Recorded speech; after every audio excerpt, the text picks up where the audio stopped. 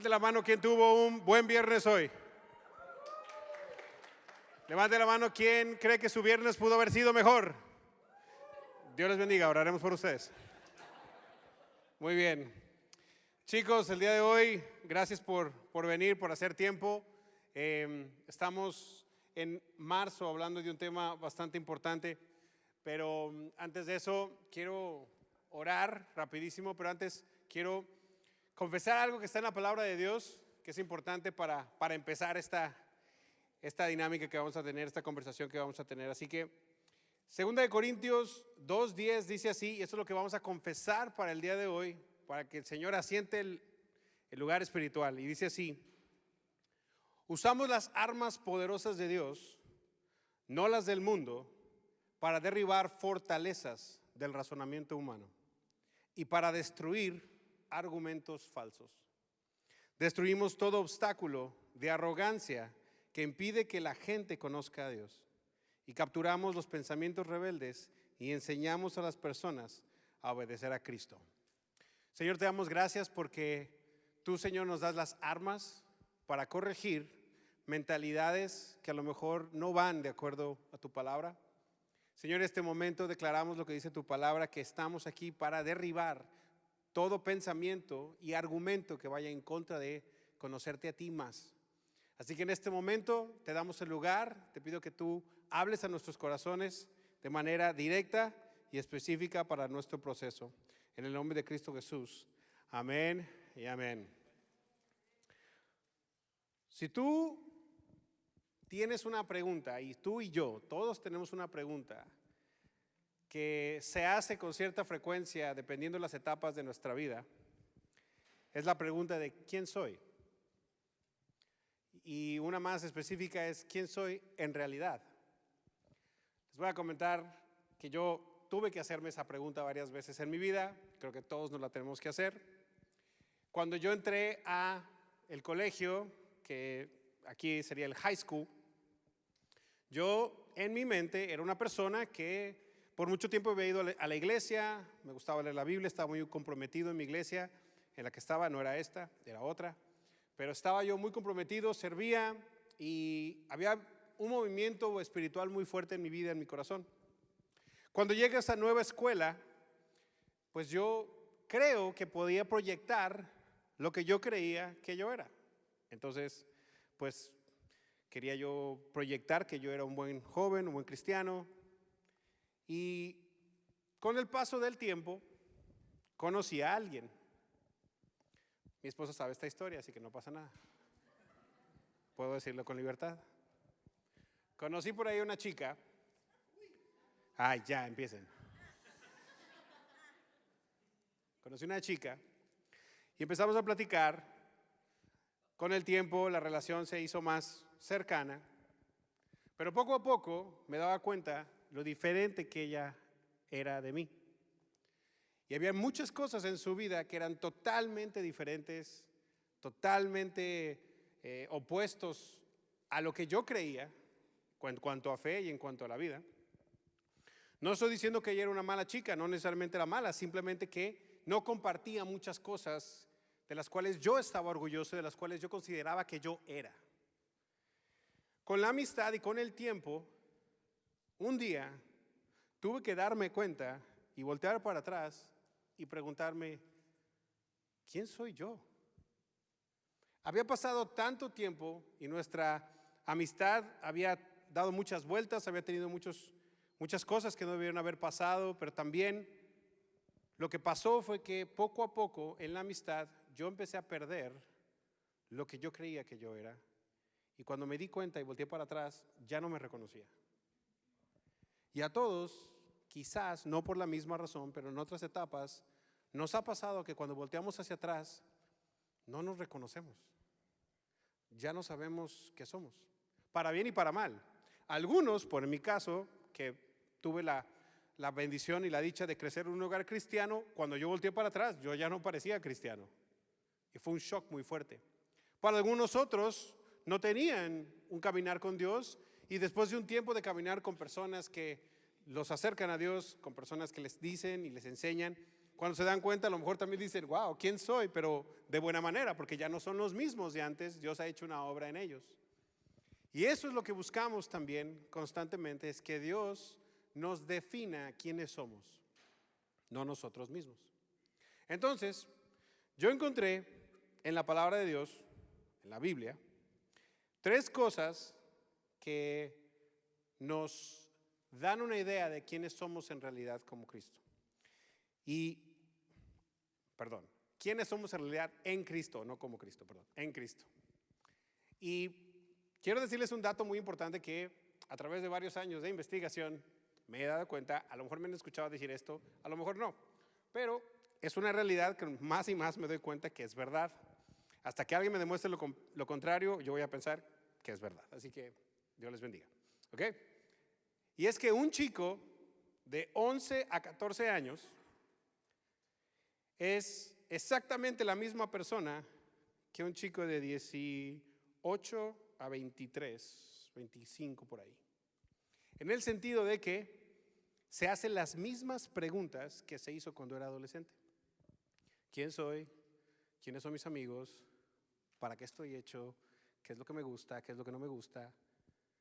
Como que cuando están de 11 a 14, que son la preadolescencia o la adolescencia, se hacen esas preguntas y luego pasan a la etapa de colegial, que es la high school, la preparatoria, no sé cómo se dice en tu país, pero los años donde estás de 15 a 18. Y como que cada quien encuentra su grupo, los de los deportes, los del arte, los que les gustan ciertas actividades, y como que todo el mundo encuentra su grupo de amigos más o menos. Y si no encuentras tu grupo de amigos, pues eres de los raros. Y está bien, ese es tu grupo, no pasa nada. Pero encontraste tu grupo. Y en eso te gradúas de esa etapa de tu vida y vas para la universidad o la vida adulta ahora y regresan otra vez esas preguntas de ¿quién soy? ¿Quiénes son mis amigos en realidad? ¿Para dónde voy? ¿Qué quiero estudiar o qué voy a hacer con mi vida? Y otra vez vuelve ese ciclo de preguntas que en el pasado te hiciste, pero se arreglaron en cierta manera por los grupos de amigos o el entorno en el que te encontrabas, pero ahora la diferencia entre una persona de 11 a 14 y de 18 a 25 es que básicamente son la misma persona, pero uno tiene dinero y autonomía y el otro depende totalmente de sus papás para cualquier decisión. Lo que nos da un resultado muy importante. La edad de adultos jóvenes o jóvenes adultos es una edad crucial porque te estás preguntando ¿quién soy? ¿Quiénes en realidad son mis amigos? ¿Qué voy a hacer con mi vida? Y también está el aspecto de que tienes el dinero y la decisión propia para intentar lo que tú creas que es la verdad de eso y llevar las consecuencias de ello. Entonces, ¿por qué estoy hablándote de esto el día de hoy? Porque la verdad es que si nosotros encontramos quiénes somos en Cristo, muchos de esos problemas se arreglan. Quisiera decir la mayoría, aunque por nuestra humanidad igual habrá confusiones en ciertas cosas cuando no sabemos qué trabajo tener o qué carrera seguir o con quién es la persona con la que me voy a casar o cosas así.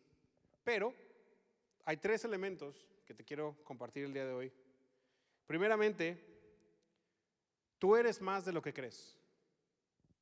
Quiero que sepas eso. Tú eres más de lo que crees. Lo que quiere decir es que hay una versión de ti que tú conoces que es limitada solamente por tu contexto, por tu educación, por tu historia, que solamente tú puedes ver. Pero Dios puede ver tu aspecto completo, puede ver todo lo que tú eres y además Él sabe todo lo que tú eres porque Él te creó. Entonces es como decir, el creador de o el inventor de una máquina sabe para qué es esa máquina y sabe también el límite y a lo mucho que puede hacer. Pero la máquina en sí no lo sabe. La máquina en sí solamente va a ir día tras día haciendo lo que tiene que hacer, pero no entiende a qué límite puede llegar o qué tanto puede lograr. Yo quiero decirte que tú eres mucho más de lo que crees. Hay mucho más que Dios puso en ti de lo que tú pudieras imaginar. Y si le permites a Él decirte lo que en realidad de lo que estás hecho y lo que tienes para ofrecer, tu vida va a cambiar drásticamente. Así que la primera es, aparte de que tú eres más de lo que crees, bajo ese mismo pensamiento, quiero que sepas que lo dice la palabra de Dios en Génesis 1:27. Esos versículos no están, nomás eso por referencia, pero quiero que lo entiendas. Nosotros somos imagen de Dios. Ese es el primer punto. Tú eres imagen de Dios. No hay otra criatura en el mundo que se parezca a los humanos en cuanto a esencia, en cuanto a inspiración, conexión espiritual, nivel de razonamiento, manera de poder intuitivamente resolver problemas. No hay otra y otros organismos en el mundo que tengan el poder de decisión al punto de cambiar drásticamente su vida, como lo tienen los humanos. Y eso es algo que Dios puso en nosotros, que solamente nosotros lo tenemos. Todas las demás criaturas, todos los demás elementos en la naturaleza operan por instinto. Tú me has escuchado decir esto antes.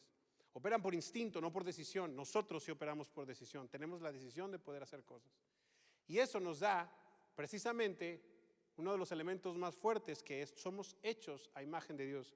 Génesis 1:27 dice que Él creó al hombre y la mujer y los creó a su imagen y semejanza. Lo que quiere decir es que nosotros portamos la imagen de nuestro Creador. Ya por ahí creo que es una responsabilidad muy grande que portemos la imagen de nuestro Creador. Y es un regalo también, algo muy fuerte, que cuando uno lo entiende, es muy fácil también, es muy fácil poder acomodar tu vida cuando tú entiendes que tú eres hecho a imagen y a creación de Dios.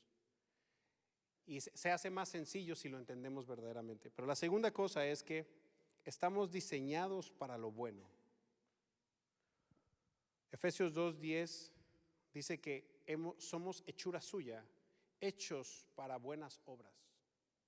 Lo que quiere decir es que nosotros fuimos diseñados de cierta manera para cosas buenas que Él ya de antemano sabía que eran para nosotros. Y esto nos da la parte también importante que se incluye al punto anterior de que somos imagen de Dios, es de que tenemos un propósito. Somos más que solamente criaturas siguiendo ciclos y patrones de supervivencia. Somos personas que con un propósito podemos afectar al mundo y al reino de Dios de manera efectiva y eficiente. Porque hay cosas que Dios hizo para nosotros, para que nosotros las cumplamos, si creemos en el plan de Él. Y la tercera es que, esto lo hemos escuchado muchas veces, que somos templo de Dios, o sea que somos templo del Espíritu Santo. Y eso también está en 1 Corintios 6:19 y dice que Pablo decía, ¿no saben ustedes que son templo del Espíritu Santo? Que es un concepto muy fuerte también, porque anteriormente el Espíritu de Dios no vivía en ningún lado, ni existía en ningún espacio en la tierra que no fuera el templo que le mandó a los judíos hacer, a los hebreos hacer. Y era para que ellos pudieran vivir lo más cerca de Dios posible, porque cuando se pecó, rompimos la relación como humanos con Dios. Y al romper la relación ya no podemos vivir cerca de Él, porque Él es pureza total, santidad total, y al nosotros tener una mancha muy fuerte por nuestra desobediencia, porque obviamente nuestros antepasados, Adán y Eva, les dijeron claramente, por favor, no comas de este árbol, y es lo primero que hicieron. Se les antojaron unas manzanas de más, y aquí estamos todos. El punto es que la desobediencia fue clara, y por esa desobediencia, entonces hay una distancia. Es una distancia espiritual.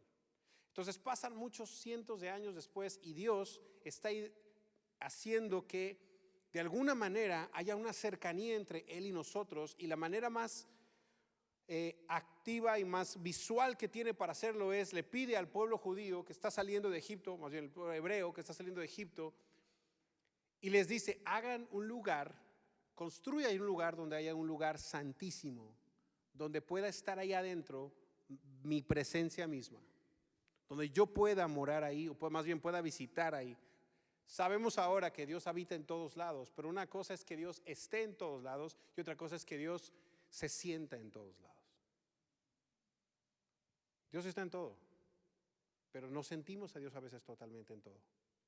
Y Él había dedicado ese lugar para que fuera santo, para que fuera limpio, para que fuera puro, para que estuviera todos los atributos y las cosas que tenía que tener para tener una cercanía con Él de alguna manera. Pero entonces, una vez que se logra eso, años después viene Jesús, que es el Hijo de Dios, el que tiene la autoridad y el poder, básicamente la autoridad y la potestad para poder decir, ya no necesitamos más ese tabernáculo, ya no necesita Dios sentirse cercano solamente si vienes a este templo. A través de su sacrificio y a través de su sangre que limpió nuestro pecado, ese pecado original, y al aceptarlo, nosotros entonces ahora tenemos acceso directo a Dios, porque entonces se pagó esa cuestión de la desobediencia. Y entonces esto quiere decir que cuando nosotros aceptamos a Jesús, entonces el Espíritu Santo viene a morar en nosotros. Y esto es un concepto muy increíble, porque quiere decir que la esencia de Dios misma, que antes no quería o no podíamos estar cerca, no porque Él no quería, nosotros no podíamos estar cerca de Él, ahora Él mismo, cuando aceptamos a Jesús por Él, Él vive dentro de nosotros y Él mora dentro de nosotros. Y eso es un milagro, es el milagro de milagros. Aparte de la hazaña tan grande que fue redimir a la humanidad, morir en la cruz, resucitar, nos da un regalo grandísimo que es el Espíritu Santo para poder aprovecharlo mientras estamos en este lado de la eternidad, y además nos regala la vida eterna después. O sea, nos dio el paquete completo. No merecíamos, pero nos lo dio completo.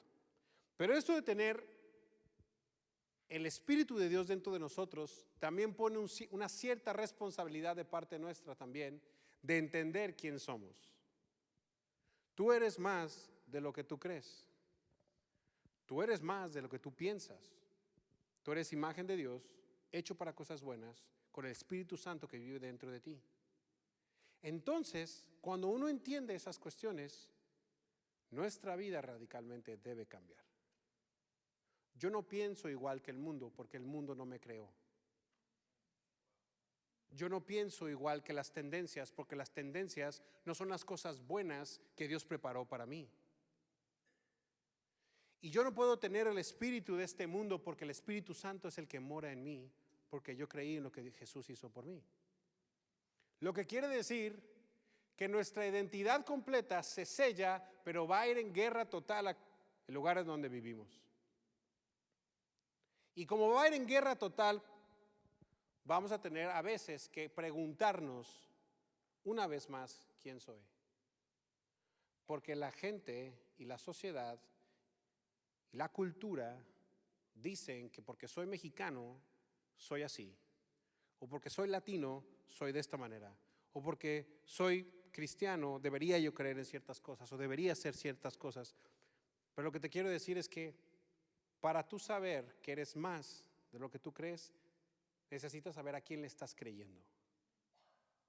¿De dónde está saliendo tu versión de identidad? ¿Viene de Dios o no viene de Dios? ¿Viene de mis propias conclusiones o viene de lo que otras personas me están diciendo? ¿Viene de lo que la palabra de Dios dice o la estoy basando en la historia que tengo? Si yo te dijera que tú vas a ir mucho más lejos, si tú le crees el plan de Dios, tú vas a ir mucho más lejos de lo que tú crees, quizás me dirías, estás tratando de darme un discurso motivacional. Y a veces, voy a ser muy honesto con ustedes, nuestro pastor de la casa principal, en inglés, Pastor Joel Osteen, le critican mucho que él es como un motivador, que él es una persona que solamente está tratando de levantar el espíritu y el ánimo de la gente y que solamente le está diciendo que solamente las cosas buenas le van a pasar en su vida. Pero en realidad, y no lo estoy defendiendo para nada, pero Yo por mi propia cuenta te estoy diciendo,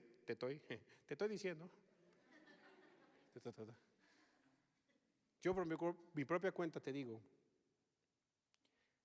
si tú entiendes, porque lo ves en su palabra y crees que eres imagen de Dios, crees que hay cosas que Dios preparó específicamente para ti y que el Espíritu Santo vive en tu vida y tú crees todo eso, es imposible no tener una vida mejor que la que tuviste anterior. Entonces no estamos usando motivación barata de piensa positivo, te va a ir muy bien.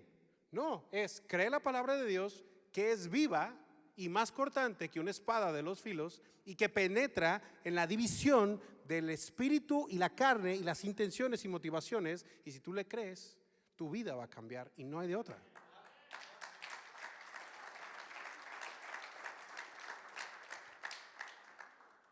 Entonces no es motivación, es literalmente las buenas nuevas del Evangelio. Es todo. ¿Que vamos a tener dificultades? Sí. ¿Que quiere decir que todo va a salir bien siempre solamente porque somos cristianos o porque creemos en Jesús? No. Jesús mismo lo dijo, en este mundo tendrán aflicciones, pero tranquilos, yo ya vencí al mundo. Lo que quiere decir es que yo ya vencí a todas las voces que te dijeron quién eras. Yo ya vencí a todos los comentarios negativos contra ti de familia, de amigos, de personas. Yo ya los vencí porque te estoy diciendo que tú eres imagen de Dios y que te creé para cosas buenas y que además el Espíritu Santo es el que vive dentro de ti porque yo te considero a ti más que un templo. Eso es lo que vale. Entonces tú me puedes decir, y ahora, ok, perfecto, te creo. Estoy hecho imagen de Dios y las cosas buenas y todo. Muy bien.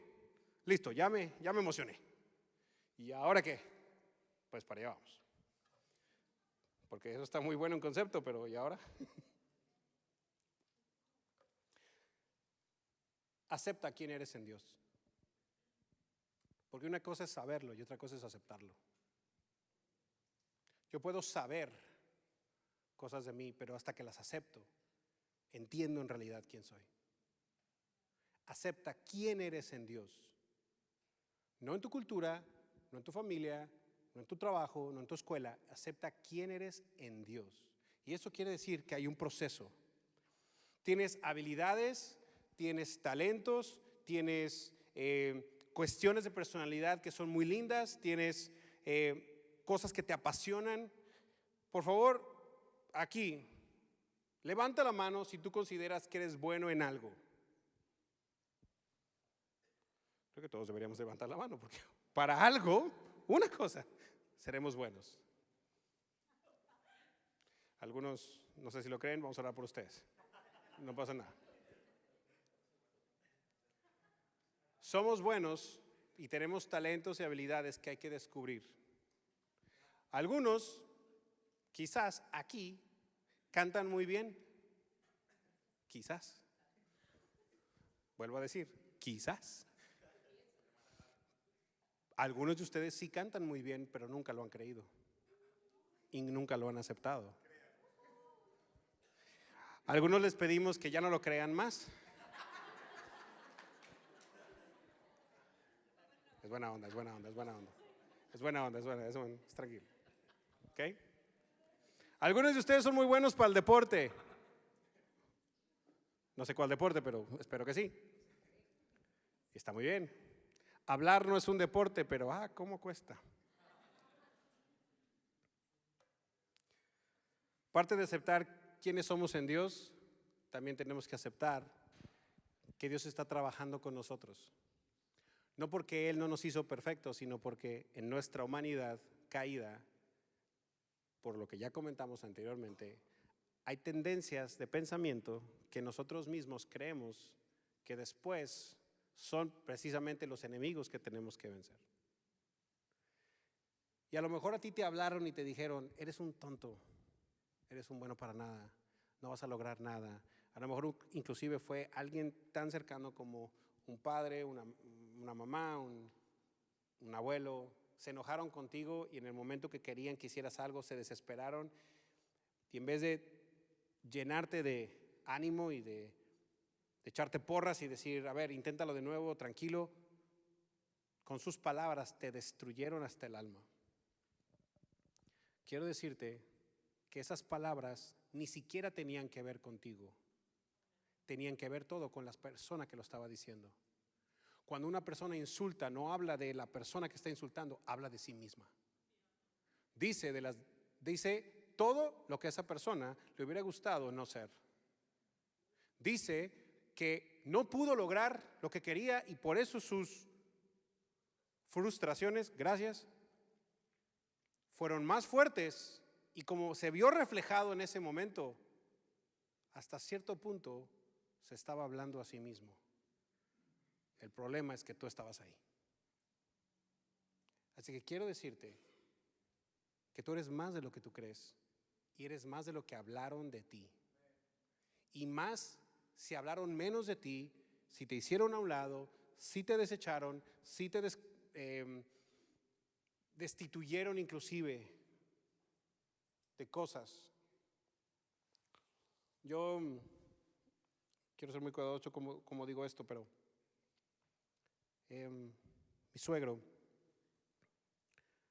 mi suegro me contó una vez, estábamos platicando, y me contó cómo la historia con su papá no fue la mejor, pues nunca en realidad encontró ni el abrazo ni el reconocimiento como si él fuera su hijo.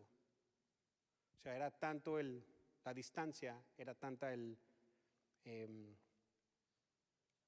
ciertamente el rechazo, que él consideró que él no era su papá, o que más bien él no era su hijo, hasta ya muy adulto.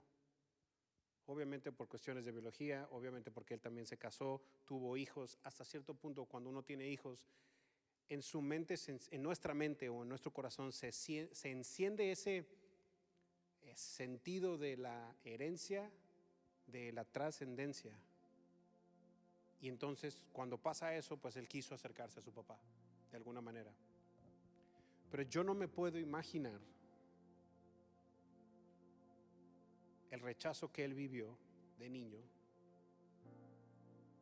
que sin una palabra él tuvo que lidiar toda su vida con el hecho de que él era alguien ajeno a la persona que tenía que amarlo más y que tenía que formarlo y tenía que decirle lo bueno que era, y cuando se caía decirle lo bien que lo veía aunque se hubiera caído.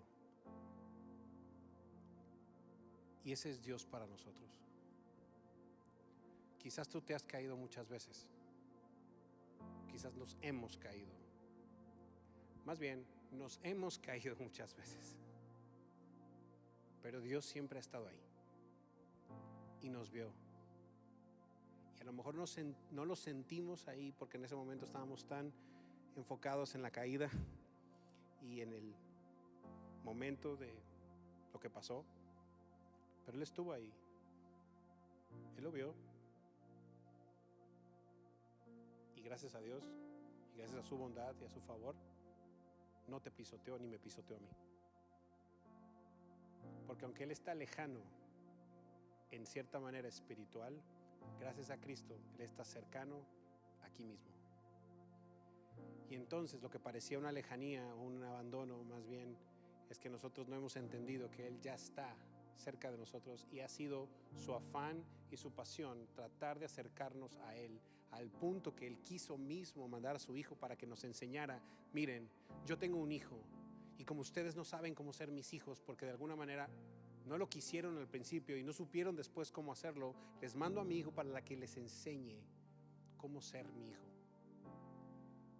Y entonces empezó la aventura de Jesús, donde es una persona humana pero con deidad, y nos enseña que cuando Él entiende que Él es imagen de Dios, Él camina diferente, Él espera de manera diferente. La presión del tiempo no lo empuja. Si hay algo que nos empuja a nosotros en nuestra sociedad, es el estar ocupado. Todo el mundo está como que tengo que hacer, subir, bajar. O sea, a Jesús no lo empujaba ni el tiempo. Imagínense, Él se empezó su ministerio a los 30 años. Para muchas personas, pensar que él empezó a los 30 años, quizás pueden pensar que empezó muy tarde. Que cómo va a empezar hasta los 30. Toda la juventud se la perdió. Si hubiera empezado a los 15, si hubiera empezado a los 12, desde que lo encontraron en el templo ahí, perdido. Si hubiera empezado ahí, todo lo que hubiera logrado. Pero sabes, cuando las personas que piensan eso, ¿sabes qué está pasando? Se están dejando llevar por el espíritu de este mundo que dice, o te apuras o pierdes. Y cuando tú tienes el entendimiento de que Dios te hizo a ti para cosas buenas, específicas para ti, tú no tienes ninguna urgencia. Como Jesús no tuvo la urgencia de apurar nada. Escuché algo que me cambió la manera de ver a Jesús. Jesús llegó a todas partes y en ningún momento en los evangelios escuchas o ves que Él corrió a ningún lado. Él caminó. Y que la ciudad de no sé qué, y vámonos caminando. Si era Dios, ¿por qué no? Mínimo, se compró un caballo, un burro, un algo, lo que sea. No, caminó. Porque aquel que entiende el tiempo no lo apresura el tiempo.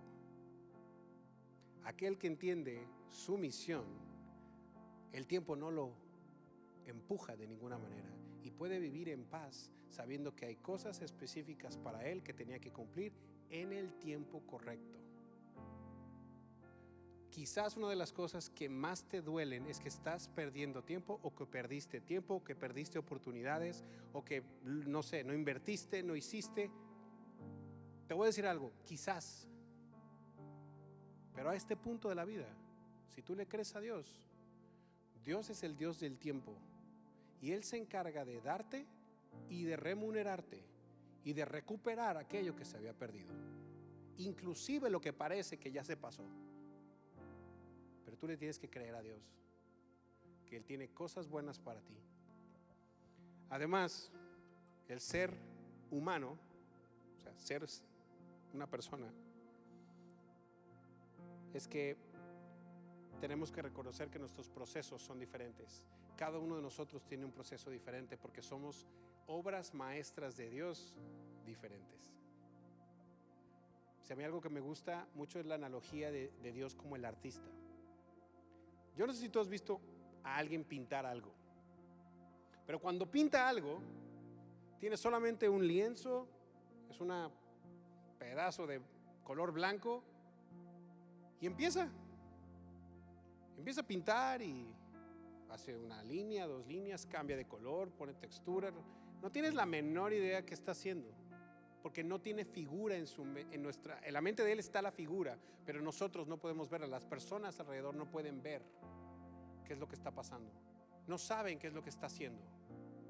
Pero cuando el maestro, el artista, está dibujando, está pintando, está haciendo una escultura, está haciendo lo que sea, que es un arte, primero toma tiempo, no tiene figura al principio, pero si confiamos en lo que tiene en su mente para esa pintura, para esa obra maestra, al final nos daremos cuenta la belleza que tiene. Y eso somos nosotros también. Vamos a pensar que todos aquí somos un bloque de piedra. ¿Ok? Había una montaña y llegó una excavadora y quitó muchos pedazos de piedra gigantes. Y nosotros tenemos la decisión de permitirle a Dios hacernos o un ladrillo que va en una construcción, o puede hacernos una obra maestra con un martillo y un cincel. Pero al él estar pegando, hay cosas de esa piedra que van a morir y que van a quitarse, porque cada vez que él pega, quita algo. Pero mientras más pega y quita, más figuras se empieza a ver. Pero lo que está haciendo es quitando las imperfecciones o quitando lo que no tiene parte de ese diseño. Hay personas en tu vida que quizás salieron porque no eran parte de tu diseño. Hay etapas de tu vida que se acabaron porque no eran parte de tu diseño. Hay momentos en tu vida donde te causaron dolor porque había que martillar un poquito más para poderle dar la figura que necesita esa obra maestra. Porque lo que la gente ve como un pedazo de piedra en las manos de un artista experto, en su mente y en su corazón, son una obra maestra mucho antes de que parezca una obra maestra ese bloque de piedra. Porque no es el bloque, es quien lo está haciendo. No es el bloque lo que quita o lo que duele, es en realidad quién está haciendo esa obra maestra y lo que quiere para esa obra. Quizás esa obra va a embellecer una iglesia, un lugar, un parque, no sé, pero tiene un propósito para ella. ¿Qué quiero decir con esto? La palabra de Dios dice que cada uno de nosotros, en Filipenses 1:6, somos una buena obra. Y lo dice así, Filipenses 1:6 dice: y estoy seguro de que Dios, quien comenzó la buena obra en ustedes, la continuará hasta que quede completamente terminada el día de Cristo Jesús vuelva. Y tú dices, para eso falta mucho. Primero, no sabemos cuánto falta. Y dos, qué privilegio es que Dios siga trabajando en nuestra vida. Porque lo peor que puede pasar es que nos cansemos del proceso y digamos, ¿sabes qué? Yo no le veo ni pies ni cabeza a esto, mejor ya déjame. Ya. No quiero más. Y en vez de que Él termine y permitirle terminar, Él nos ayude a ver en realidad que hay belleza detrás de algo que parece común. Porque tú no eres solamente un muchacho o una muchacha más del montón en Houston. Eres alguien con propósito divino de Dios para cosas buenas, de las cuales Él te guiará poco a poco a que termine el proceso. Y mientras va el proceso te vas dando cuenta cómo va tomando forma tu vida. Y te vas a dar cuenta cómo Él pone o quita cosas de acuerdo a lo que Dios tiene para ti. Y si te dejas y le permites a Él hacerlo, te vas a dar cuenta que tu vida es una obra maestra. Y quiero que sepas eso. Tu vida es una obra maestra. No porque ha terminado, sino por quien Dios tiene en su mente que eres. Así como el artista. En su mente, Él ya sabe lo que va a hacer. Nadie más sabe más que Él. Y aunque en el momento no parezca que está hecho y no tiene figura, la obra maestra empezó mucho antes porque Él la vio. Él vio en ti una obra maestra. Y Él se va a tomar el tiempo que tenga que tomarse para que quede lista. Lo que a nosotros nos toca es rendirnos.